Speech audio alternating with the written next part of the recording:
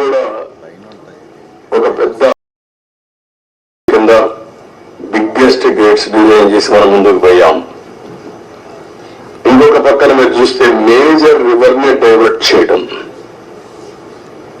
River ని divert చేసి spill వేని తీసుకొచ్చి స్పిల్ ఛానల్లో మనం వదిలిపెడుతున్నాం. ఇంకొక పక్కన 99% వాటర్ ని డిశ్చార్జ్ చేసే అవకాశం ఉంటుంది. ఇలాంటి ప్రాజెక్ట్ అయితే 2014-19కి 72% మనం పూర్తి చేశాం. అయితే నేను డీటెయిల్స్ కి రోజు పోవడం లేదు, మెరిట్స్ మళ్ళీ మాట్లాడతా. కానీ బాధ అంతా ఏంటంటే ఆ డేట్స్ కూడా మీకు మళ్ళీ ఇస్తాను నేను, మీరు కూడా స్టడీ చేయాలి. ఈ రాష్ట్రంలో ప్రతి ఒక్కరు కూడా అర్థం చేసుకోవాల్సిన అవసరం ఉంది. ఒక వ్యక్తి రాజకీయానికి ఉండదగ్గ వ్యక్తి కాని వ్యక్తి రాజకీయాల్లోకి వచ్చి రాష్ట్రానికి ఒక శాపంగా మారి, ఎందుకు నేను ఈ మాట వాడుతున్నానంటే ఇది ఒక ఉదాహరణ. పోలవరం కేస్ స్టడీ ఇలాంటి చాలా జరిగాయి. అతిపెద్ద తప్పు కాదు, తప్పు కంటే కూడా ఒక శాపంగా మార్చేశారు రాష్ట్రానికి. మామూలు కాదు ఇది, క్షమించరాని నేరం కూడా. ఒక చిన్న తప్పు చేసేది అనుకుంటాం, అలాంటి పెద్ద ఇది చేసి డయాఫామ్ వాల్ ఇక్కడుండే ప్రెస్ లో మీరు చాలా మంది ఉంటారు. నేను దగ్గర 30 సార్లు వచ్చే 31సారి ఈ ప్రాజెక్ట్ కి. నా మనసంతా ఈ ప్రాజెక్ట్ మీద ఉంటుంది. అందరికంటే ఎక్కువ బాధపడే వ్యక్తిని నేనే. నా కష్టాన్ని బూడిదలో పోసిన పన్నీరుగా చేశారు. ఎందుకు ఈ మాట వాడుతున్నారంటే, పండగ రోజు కూడా నాగపూర్కి వెళ్ళి, ఇప్పుడు గట్కర్ అక్కడ ఉంటే వాళ్ళ ఇంటి దగ్గర ఉంటే పోయి ఆయనతో మాట్లాడి, అదే మాదిరిగా అప్పుడు ఉమాభారతి మినిస్టర్ అంటే ఆవిని కన్విన్స్ చేసి, ఎక్కడ ఎలాంటి అడ్డంకులు లేకుండా అన్ని అడ్డంకులు, ఇక్కడ కూడా ఒకసారి 2 సార్లు అయితే ల్యాండ్ ఎక్విజిషన్ అప్పుడంతా కూడా కొంత ట్రబుల్స్ క్రియేట్ చేస్తే వాళ్ళందరినీ పిలిపించి నయానా భయానా చెప్పి వాళ్ళు కన్విన్స్ చేసి వాళ్ళకు లిబరల్ గా రీహాబిలిటేషన్ కానీ రిలీఫ్ కానీ ఇచ్చి మొత్తం చేశాం. వీళ్ళు చేసిన పని మీరు చూస్తే ప్రభుత్వం వస్తానే రివర్స్ టెండరింగ్ అన్నారు. వచ్చిన వెంటనే అదే రోజు, ఒక మాటలో చెప్పాలంటే సేమ్ డే ఏజెన్సీని మార్చేస్తామని చెప్పి స్టేట్మెంట్ ఇచ్చారు. 4-5 రోజుల్లో ఇక్కడ నుంచి ఏజెన్సీని వైండప్ చేసి బయట పంపించారు. ఉండే స్టాఫ్ అంతా మార్చేశారు. ఆ ప్రిన్సిపల్ సెక్రటరీ, ఇంజనీరింగ్ చీఫ్ అందరినీ మార్చేశారు. అక్కడి నుంచి ఎవ్వరికి తెలియని వ్యక్తులు పెట్టేశారు. ఇక్కడ 19-20 వరదలు వచ్చాయి. గోదావరి వరదలు వస్తే ఎంత తీవ్రంగా వస్తాయో మనందరికీ తెలుసు. 2 సార్లు వరదలు వచ్చాయి. మొత్తం మీరు చూస్తే దగ్గర డయాఫామ్ వాల్ 4 చోట్ల బ్రీచ్ అయిపోయింది. 35% డ్యామేజ్ అయింది. మనం ఆ రోజు ఈ యొక్క డయాఫామ్ వాల్ మీరు ఒక్కసారి చూస్తే మొత్తం 446 కోట్ల రూపాయలతో డయాఫామ్ వాల్ వాటర్ ఫుటింగ్ లో అప్పుడు కూడా ప్రాబ్లమ్స్ ఉంటే 2 సీజన్లో పూర్తి చేశాం. ఆ డయాఫామ్ వాల్ కాపాడవలసినటువంటి ప్రభుత్వం కాపాడకుండా ఇష్టానుసారంగా ప్రాజెక్టు యొక్క ఫేట్ తో ఆడుకొని ఇప్పుడు మొత్తం ఈ డ్యామేజ్లు అయితే ఆ డ్యామేజ్ కూడా కనుగొనడానికి ఒక 1 year పట్టింది. గవర్నమెంట్ ఆఫ్ ఇండియా చాలా స్పష్టంగా మీరు మార్చద్దంటే అవన్నీ కరెస్పాండెన్స్ రేపే నేను మాట్లాడతాను. ఇప్పుడు నేను డీటెయిల్స్ పోవడం లేదు. బ్రాడ్ గా కాన్సెప్ట్ ఫస్ట్ టైం ఇన్ఫర్మేషన్ ఇక్కడికి వచ్చాను. I have seen the project. మామూలు వాళ్ళైతే అర్థం కాదు. నేను ఒక 100 సార్లు ఈ ప్రాజెక్ట్ గురించి రివ్యూ చేసి ఉంటాను. 30 టైమ్స్ ఇక్కడికి వచ్చి ప్రాజెక్ట్ లో చూశాను. అడుగడుగున అన్ని నిర్ణయాలు నేను భాగస్వామిని అనుకుంటే అర్థం చేసుకోగలిగాం. ఈరోజు ఒక పక్కన డయాఫామ్ వాల్ 3 బిట్స్ లో పోతే ఇప్పుడు ఆల్టర్నేటివ్స్ ఏంటంటే మీనమేషాలు లెక్కేసే పరిస్థితికి వచ్చారు. ఇందులో ఆ 2 బిట్లు కానీ ఎక్కడికక్కడ ఒక parallel D wall diaphragm wall బయటికి ఎక్కడ డ్యామేజ్ అయిందో దానికంటే ముందు ఒక ప్యారలల్ గా పెట్టి దాన్ని కవర్ చేస్తే 447 కోట్లు అవుతుంది. మామూలుగా మనం ఖర్చు పెట్టింది 446 కోట్లు. ఇప్పుడు రిపేర్ చేయడానికి 447 కోట్లు. ఓకే, మొత్తం దాని అప్పటికి కూడా గ్యారంటీ లేదు. ఈ డయాఫామ్ వాల్ ఈ ప్యారల్ గా 447 కోట్లు ఖర్చు పెడితే మిగిలిన భాగం అంతా పర్ఫెక్ట్ గా ఉంది, ఇంక ఇబ్బంది లేదు అనే పరిస్థితి లేదు.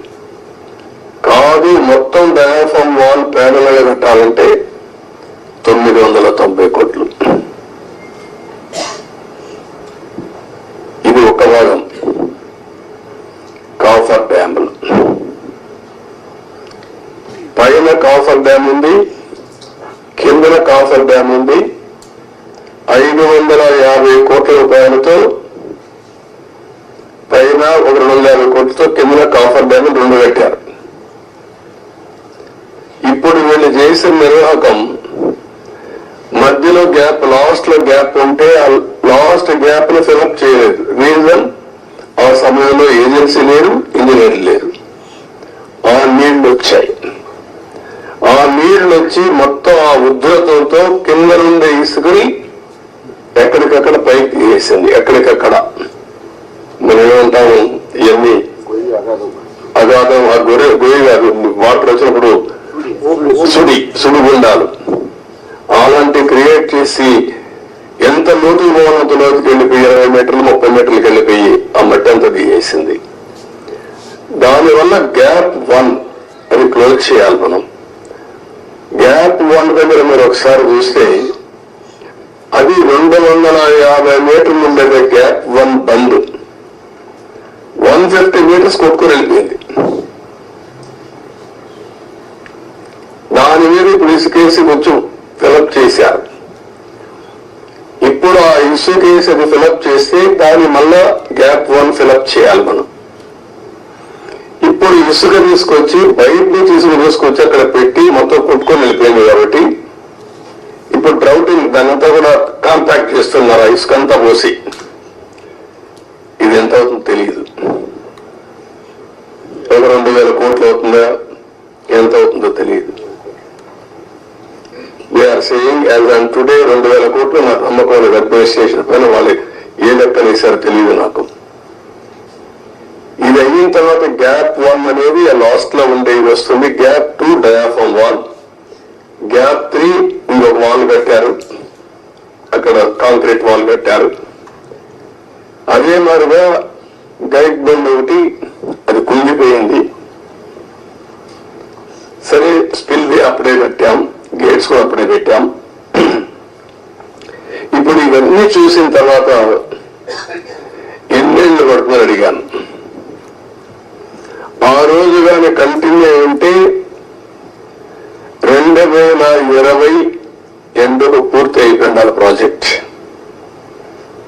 ఈరోజు 5 ఏళ్ళు అయిపోయింది. ఇప్పుడు ఎప్పుడు అవుతుందంటే 4 సీజన్లు కావాలంటున్నారు మినిమం. 4 సీజన్లు అంటే 4 ఏళ్ళు. అన్ని సభ్యులుగా జరిగితే మళ్ళా ఒక వ్యక్తి రాష్ట్రానికి ఒక శాఖంగా ఎట్లా మారుతారనేది ఇది ఒక కేస్ స్టడీ.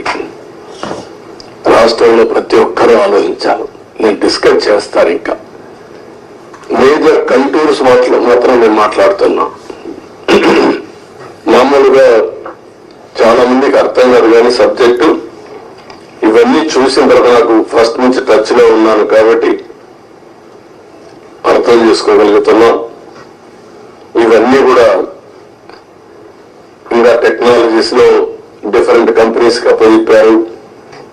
ఒక messrs Afry India private limited Noida Sweden company వాళ్ళని సెంట్రల్ వాటర్ కమిషన్ రికమెండ్ చేశారు.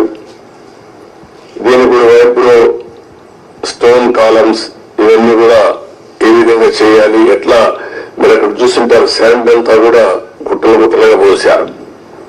దాన్ని అంతా కూడా కాంపాక్ట్ చేయాలి, అంటే దాన్ని కన్సాలిడేట్ చేయాలి. కన్సాలిడేట్ చేస్తే లీకేజెస్ తగ్గుతాయని. పర్మిసబుల్ లీకేజెస్ కంటే ఎక్కువ లీకేజెస్ స్వీపేజెస్ ఉన్నాయి అక్కడ. అది ఇప్పుడు తెలియదు. ఇప్పుడు వాటర్ ఫుల్ గా వస్తే అప్పుడు తెలుస్తుంది. మళ్ళీ అది కంట్రోల్ కావాలి. అది కంట్రోల్ కాకపోతే ఆ నీళ్లు వచ్చేస్తే కాఫర్ డ్యామ్ ద్వారా డయాఫామ్ వాల్ చేయలేము. దీన్ని లిఫ్ట్ చేయాలంటే ఇంకొక ప్రమాదం. వచ్చిన వాటర్ అంతా లిఫ్ట్ చేయాలంటే దానికి డబుల్ ఎక్స్పెండిచర్. మళ్ళీ ఎంత కాంప్లికేట్ చేయాలో అంత కాంప్లికేట్ చేశారు. ఎన్ని చిక్కుముడు వేయాలో అన్ని చిక్కుముడు వేశారు. ప్రాజెక్ట్ ని గందరగోళం చేశారు.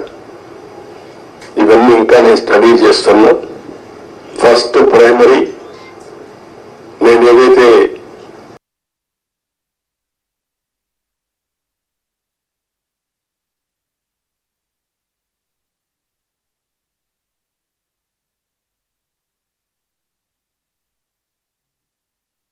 ఫస్ట్ తద్వారా ఎవ్రీ ఎకరాకు నీళ్లు ఇవ్వాలనుకున్నాం. అందుకే మీరు చూస్తే 14-19లో ఆవరేజ్ ఎవ్రీ ఇయర్ 13,683 కోట్లు ఖర్చు పెట్టాం. ఆవరేజ్ వీళ్ళు వచ్చిన తర్వాత దాన్ని 7,100 కోట్లు తగ్గించేశారు. బడ్జెట్ పెరిగింది, ఎక్స్పెండిచర్ తగ్గించారు. ఆ డబ్బులు కూడా కాంట్రాక్టర్లకు అడ్వాన్స్ ఇచ్చుకున్నారు తప్ప ఎక్కడ ఏ పని కాలేదు. అంత మునుపు కూడా రాజశేఖర్ ముఖ్యమంత్రిగా ఉంటే 4,200 కోట్ల ఖర్చు పెట్టాడు. తర్వాత 3,430 కోట్లు ఖర్చు పెట్టారు. ఫస్ట్ టైం చరిత్రలో 13,683 కోట్ల రూపాయలు ఎవ్రీ ఇయర్ ఖర్చు పెట్టి సాగునీరు కోసం ఎక్కువ ప్రాధాన్యత ఇచ్చాం. పోలవరాన్ని కూడా ముందుకు తీసుకెళ్లాం. ఈరోజు ఈ పరిస్థితిలో మీరు కూడా అధ్యయనం చేయండి. డేటా అంతా మీకు కూడా ఇస్తాను. ఇందులో రహస్యాలు ఏమీ లేవు. అలాంటివన్నీ స్టడీ చేసి మనం ఏం చేయాలో చేయడం, దీన్ని కంప్లీట్ చేసుకోవాలి. ఇది ఒక కేస్ స్టడీగా ప్రతి ఒక్కరికి అర్థం కావాలి. రాష్ట్రంలో ఉండే ప్రతి ఒక్క వ్యక్తికి సంబంధించిన ప్రాజెక్ట్ ఇది. వాళ్ళ భవిష్యత్తుకు సంబంధించిన ప్రాజెక్ట్ ఇది. ఏదేమైనా బాధ, ఆవేదన, ఒకసారి ఎమోషన్ కూడా వస్తుంది. నిబ్బరంగా ఉండి దీన్ని ముందుకు తీసుకుపోవాల్సిన అవసరం ఉంది. మొదటి రావాలి, రివర్స్కి వచ్చేది. ఇప్పుడు నీకు ఎన్నికలన్నీ విరిగిపోతే ఏం చేస్తాను?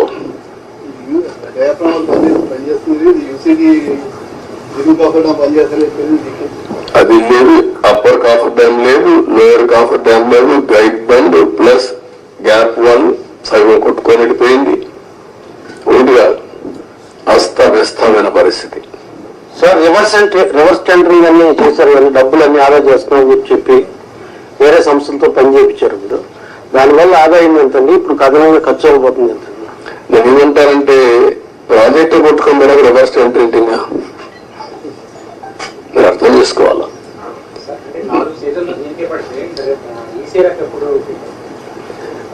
వాట్ ఐఎమ్ సేయింగ్, ఇది 3 సీజన్లలో పూర్తి చేసి ఈసీఆర్ఆర్ తీసుకురావాలా. That is primary. వాళ్ళు చెప్పిన రిపోర్ట్. దాన్ని నేను ఇంకా అధ్యయనం చేయాల్సిన అవసరం ఉంది. ప్రాథమికంగా వాళ్ళు ఇచ్చినటువంటి రిపోర్ట్లు ఇచ్చిన డేటా నేను చెప్పాను. మళ్ళీ వీళ్ళు ఎంతవరకు అవగాహన చేసుకున్నారు, సిఏ చెప్తుంది, కేంద్ర మంత్రి ఏం చెప్తారు, మళ్ళీ ఈ సమస్యలన్నీ పెట్టారు. వాళ్ళు ఎప్పుడు రిపోర్ట్లు ఇస్తారు?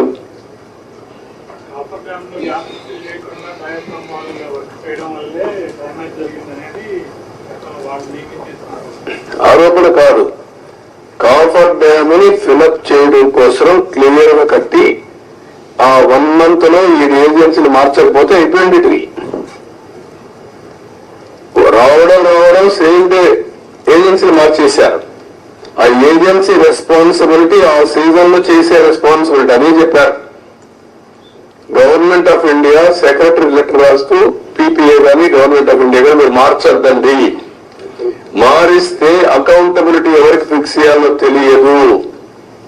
నవ్ అకౌంటబిలిటీ సర్వీస్ ఎవరైతే కాంట్రాక్టర్ ఉన్నారో కాంట్రాక్టర్ బాధ్యత, ఇంజనీర్ల బాధ్యత. మీరు ఇప్పుడు మారిస్తే పాత కాంట్రాక్టర్ పోతాడు, కొత్త కాంట్రాక్టర్ వస్తాడు, మధ్యలో ఏదైనా జరిగితే ఎవరైంది చెప్పలేదని మీరు స్టడీ చేసుకోవాలి. చాలా స్పష్టంగా చెప్పారు. వెయిట్ చేయండి. డయాఫ్రామ్ వాళ్ళకి ఇప్పుడు నిపుణులు అంతకుముందు వాళ్ళు వేసిన నిపుణులు అది చాలా డ్యామేజ్ అయింది, దానికి ప్రత్యామ్నాయం అన్నారు కదా, మీరు అన్నారు, కానీ దాన్ని కూడా ఆపమన్నారని చెప్పి వాళ్ళు రిపోర్ట్ ఇచ్చారు. ఆపమని కాదు, డయాఫ్రామ్ వాల్ 4 రెక్కలు డ్యామేజ్ అయింది, 35%. 4 రెక్కలు డ్యామేజ్ అయింది, దానికి కావాలని బ్యాండేజ్ చేయడం అంటే రింగ్ బెండ్ మారిగా ఒక రింగ్ బండేసి ఇంకో డయాఫ్రామ్ వాల్ దానికే కవర్ చేయడం. అది కవర్ చేసి మిగిలిన రెక్కల డ్యామేజ్ కాదని చెప్పలేదు. దానికి 457 కోట్లు, 47 కోట్లు, మొత్తం వేయాలంటే 990 కోట్లు. దానికి 2 సీజన్లు మినిమం. దానికంటే ముందు ఇది కావాలి, కాఫర్ డ్యామ్ లో నీళ్లు లీక్ కాకూడదు. మొత్తం కలిసి they are claiming 4 seasons. Entire upper coffer dam entire leakage మొత్తం డ్యామేజ్ అయిందని చెప్పేసి నిపుణులు ఎందుకని చెప్పారు వివరాలు. ఇప్పుడు ఎప్పుడైతే వాటర్ ఇక్కడ లోపలికి వచ్చి కిందన కాఫర్ డ్యామ్ ఉంది, పైన కాఫర్ డ్యామ్ ఉంది, నీళ్లు పోలేవు, సుడిగుండాలుగా మారి సుడిగా తిరిగి ఆ శాండ్ ఒక 20 మీటర్లు 30 మీటర్లు కొట్టేసింది, పైకి లేపేసింది, మొత్తం కొట్టుకోపోయింది. కొట్టుకోపోయిన తర్వాత కాఫర్ డ్యామ్ కూడా దెబ్బతింది.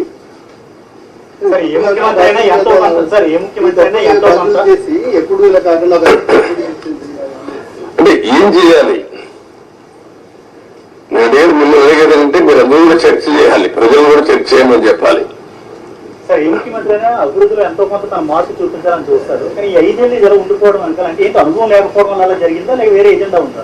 అజెండా కాదు, అజం, మూర్ఖత్వం, అజం, ఏమీ తెలియకపోయినా ఇష్టానుసారంగా బిహేవ్ చేయడం, ఒక పద్ధతైన రాజకీయాలు చేయడం. అందుకే చెప్పాను, రాజకీయాల్లో ఉండదగిన వ్యక్తి కాదు. ఎలాంటి వ్యక్తులు రాజకీయాల్లో ఉండకూడదో అలాంటి వ్యక్తి కేస్ స్టడీ ఇది.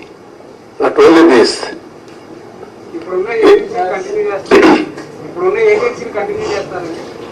ఏజెన్సీ కబ్జీవుడు ఫస్ట్ ఆఫ్ ఆల్ ఏంటిది, ఈ 2 రోజులు మీరు ఆలోచించాల్సింది. తర్వాత ఏజెన్సీ కథ. నేను కూడా ఏజెన్సీ మార్చేస్తా ఎంత నా దగ్గర అధికారం ఉంది, ఒక నిమిషమే. కానీ అది కాదు కదా, ఎట్లా మీరు కూడా ఆ రోజు కూడా ఎవరు మీరు మాట్లాడాల, మీకు భయం, అది వేరే విషయం. నేను మిమ్మల్ని తప్పడం లేదు, అందరినీ భయభ్రాంతం చేశారు. ఇప్పుడిప్పుడే నేను ముఖాల్లో కొంచెం నవ్వు, ఏదో మాట్లాడతామని ధైర్యం, అవన్నీ వచ్చాయి. ఒక్క వ్యక్తి కానీ ఏమండి మిమ్మల్ని కాదు, నన్ను కూడా అనలేదు. నేను ప్రాజెక్టు కట్టిన ఇక్కడికి వచ్చి చూస్తానంటే రాకూడదు కానీ ఇక్కడే అప్పగించారు కదా, నిర్ణయానికి సాక్షి మీరే కదా. ఈవినింగ్ నేను అంత మునుపంతా ప్రజలందరూ రాష్ట్ర ప్రజానీకం రమ్మని చూపించాం. ప్రౌఢ కింద ప్రైవేట్ అది బస్సులు పెట్టి చేయించాం, భోజనం పెట్టి చూపించాం. ఎందుకు? ఇది ప్రజల ప్రాజెక్ట్. ఇది అప్పుడు వచ్చారు రైనీ సీజన్ మళ్ళీ స్టార్ట్ అవుతుంది, ఫర్దర్ డ్యామేజ్ అవ్వకుండా ఏమన్నా ప్రివెంటివ్ స్టెప్స్ చేసుకునే అవకాశం ఉందంట. అది కూడా చూడాలి ఎంతవరకు అవకాశం ఉంది. ఇప్పుడు నీళ్లు రావు ఫర్దర్ డ్యామేజ్ కావడానికి, ఎందుకంటే స్వీపేజ్ లో వస్తాయి. ముందు వచ్చినంత ఫోర్స్ మొత్తం నీళ్ళని వచ్చేసాయి కదా, ఆ నీళ్ళన్నీ వచ్చి డయాఫామ్ వాల్ మీద పడి సుడిగా ఎక్కడికక్కడ కిందన పైన సుడి తిరిగేసి మొత్తం కొట్టేసింది.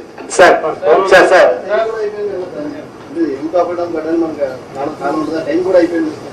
ఇప్పుడు చేయలేదు, ఏం చేయలేదు. November December season is over. Sir 2019 నుంచి సార్ ఎవరి దగ్గర చేద్దాం? Good point. బాధ్యత ఉండాలి కదా వ్యక్తులకి, ఉండాలి. అదే దాని మీద డిబేట్ చేయమన్నా ప్రజల్ని. సార్ సీఎం గారు గత ప్రభుత్వంలో ముఖ్యమంత్రి గారు ఒక రకంగాను, ఒక మంత్రి అనిల్ గారు ఒక రకంగాను, ఇంకో మంత్రి ఏమో వేగంగాను పోలవరం దీని గురించి చేశారు. మనకు దానికి డిఫరెన్స్ గా ఏం చేయకూడదు అంటే ఇప్పుడు ఏం చేయాలని నేను అడుగుతాను మిమ్మల్ని. నేనేం చేయాలని నేను కూడా ఇంకా అధ్యయనం చేస్తున్నా.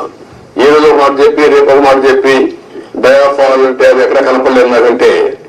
అలాంటి మంత్రులు చూసాం, డయాఫామ్ వరకు కనపడలేదు మంత్రి. సార్ 2019 నుంచి 2024 వరకు సార్ 2019 నుంచి 2024 వరకు పోరాడు ప్రయత్నం జరిగిన అక్రమాలపై ఏదైనా కమిటీ వేసే అవకాశం ఉందంటే? అరే కమిటీ అర్థమయ్యా, అది కాదు కదా మిమ్మల్ని మీరంతా కూడా ఏంటంటే మీరు ట్రెడిషనల్ గా ఆలోచిస్తున్నారు. మీకు కన్సర్న్ కనపడాల నాకు. ఒక ఎంక్వైరీ చేసేయండి, యాక్షన్ తీసేసుకోండి, ఏం చేస్తారు మీరు? ఇంత డ్యామేజ్ జరిగింది, ఇన్ని వేల కోట్లు, ఇంత ప్రజల భవిష్యత్, ఇది ఎంత అన్యాయం జరిగింది, అది మీరు డిస్కస్ చేసే బదులు మీరు కూడా ఒక ఎంక్వైరీ వేసేయండి, ఎప్పుడు చేస్తారు చెప్పండి, ప్రాజెక్టు ఎంత అవుతుంది చెప్పేయండి అంటే నాకేదో పెద్ద అన్ని నాకు తెలిసినట్టు రాసికి. సార్ నిర్వాసితులకు సంబంధించి సార్ ప్రాజెక్ట్ గురించి ఒక విషయం పక్కన పెట్టినా, నిర్వాసితుల గురించి ఏంటి సార్? అది కూడా ఇది అది అన్ని లింక్డే. ప్రాజెక్ట్ కట్టకపోతే డబ్బులు ఇవ్వలేదు కదా, గవర్నమెంట్ ఆఫ్ ఇండియా కూడా ఇవ్వదు కదా, వాళ్ళకు అన్యాయం జరిగింది కదా, రోజు రోజు పెరిగిపోతుంది ఖర్చు కూడా. మళ్ళీ ఇప్పుడు వాళ్ళకి అప్పుడే కానీ ఇచ్చుంటే తక్కువ అమౌంట్ అయ్యేది, రోజు రోజు అమౌంట్ పెరిగింది, R&R పెరుగుతా ఉంది, ల్యాండ్ ఎక్విజిషన్ పెరుగుతా ఉంది, వెరీ కాంప్లికేట్ చేసేసారంటాను ప్రాజెక్ట్ ని. Sir one minute. You said you were having good relations with the Prime Minister. Are you going to have any influence with the Prime Minister to get the 10,000 crore for the Polavaram project? అయిపోతుంది 10,000 కోట్లు నీకు ఇస్తాను, మీరు చేసేస్తారా? Sir, that amount is pending. What I'm asking you, are you able to study the project? First of all ఇక్కడ press కూడా మీరు గుర్తుపెట్టుకోవాల్సింది, హాఫ్ హ్యాండెడ్ గా హాఫ్ హార్టెడ్ గా కాకుండా కొంచెం స్టడీ చేసి కన్స్ట్రక్టివ్ గా పాజిటివ్ గా సజెషన్స్ ఇవ్వండి. ప్రాజెక్ట్ కంప్లీట్ చేయాలి, నష్టం చేసిన వ్యక్తులపై చర్యలు తీసుకోవాలి. At the end of the day రాష్ట్ర భవిష్యత్తు, నేషనల్ ఇంట్రెస్ట్ కూడా కాపాడుకోవాలి. సార్ వన్ క్వశ్చన్ సార్, ఇప్పుడు 441 crores 990 crores రెండు ఆప్షన్స్ చెప్పారు, వాడికి సెంట్రల్ గవర్నమెంట్ నుంచి అసిస్టెన్స్ వచ్చే అవకాశం ఉందండి? వాట్ ఐఎమ్ సేయింగ్, ఇంత డ్యామేజ్ వాళ్ళు ఏమి చెప్పారు, ఏం చెప్తారు, ఇంతలో మాట్లాడలే కదా. నేను సీఎంఏ మొన్నే ఫస్ట్ విజిట్ వచ్చాను, అర్థమైన కూడా అర్థం చేసుకున్నాను. ఇప్పుడు వాళ్ళతో మాట్లాడి దీన్ని ఏ విధంగా ఫైనలైజ్ చేయాలి. అకౌంట్ మంత్రిగా మారాడు, లాస్ట్ టైం ఉన్న మంత్రి ఇప్పుడు లేడు, ఇదంతా కొత్త. కాస్త కోసం అందరికి మధ్య నేను ఒక్కడిగా సబ్జెక్ట్ ఉన్నామంతే. ముందు ప్రారంభించి ఇప్పుడు 4వ మంత్రి కేంద్రంలో, 3 మంత్రులు అయిపోయారు ఈ ప్రాజెక్ట్ వచ్చిన తర్వాత. 4th మినిస్టర్ వచ్చాడు ఇప్పుడు. ఇవన్నీ ఆల్ ప్రాబ్లమ్స్ ఉన్నాయి, బట్ ఏ విధంగా సార్ట్అవుట్ చేయాలో సీరియస్ గా తీసుకుంటున్నా. అదే సమయంలో రాష్ట్రంలో ప్రజలకు అర్థం కావాలి, రెండు బ్యాలెన్స్ కావాలి. నేను అందుకే చెప్పాను, జగన్మోహన్ రెడ్డి లాంటి వ్యక్తులు రాజకీయాలకు కానీ ఒక నాయకుడిగా ఒక రాష్ట్రాన్ని లీడ్ చేయడానికి అర్హత లేదనడానికి ఇవన్నీ ఉదాహరణలు. నేనేదో ఎలక్షన్ లో 164 సీట్లు రావడం ఒకటే కాదు, వీళ్ళ బిహేవియర్, వీళ్ళ ప్రవర్తన ఒక్కసారి మీరు కానీ ముందు నుంచి ఆలోచిస్తే ఈ ప్రాజెక్ట్ ఒక కేస్ స్టడీ మీకు అందరికి, మీరు కూడా విట్నెస్. కనీసం ఇక్కడికి వచ్చి ఎప్పుడైనా ఈ 5 ఏళ్ళలో ఒక్కరోజైనా పురస్కారాలు పెట్టా, ఈ ప్రాజెక్ట్ ఏం చేశారు చెప్పారా? ఎక్కడా లేదు. ఆంధ్ర అక్కడ పెట్టలేదు, ఇక్కడ పెట్టలేదు, ఎక్కడా లేదు.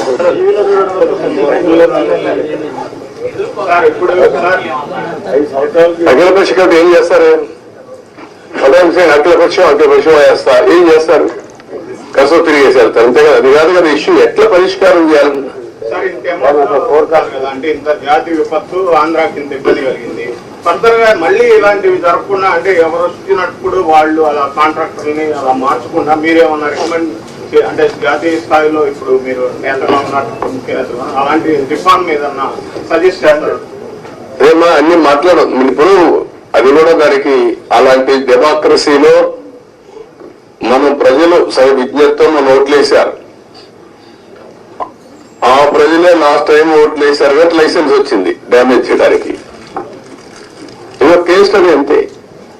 గవర్నమెంట్ ఆఫ్ ఇండియా చట్టాలు తేవడేముంది, అన్ని రాష్ట్రాలు తేలేరు కదా. ఒక రాష్ట్ర ప్రభుత్వం, కేంద్ర ప్రభుత్వం తప్పు చేసిన పనిష్ చేయాలి. ఎవరు పనిష్ చేయాలి? ప్రజలు పనిష్ చేశారు. సరిపోతుందా? 5 ఏళ్లలో పూర్తయ్యే ప్రాజెక్టు 10 ఏళ్ళు అయిపోతుంది. 10 ఏళ్ళు కాదు, డబ్బులు ఎవరు డబ్బులు? ఇది tax payers money. Project safety ఇది థ్రెట్ అన్ని ఉన్నాయి. మాట్లాడదు. Thank you sir. మాకు మంచి సమాచార శాఖకి మానవతా విలువలు ఉన్న గారు అన్ని ఇస్తారు, ఎప్పటికప్పుడు ఇస్తారు, మీకు ఏం కావాలి ఇస్తారు.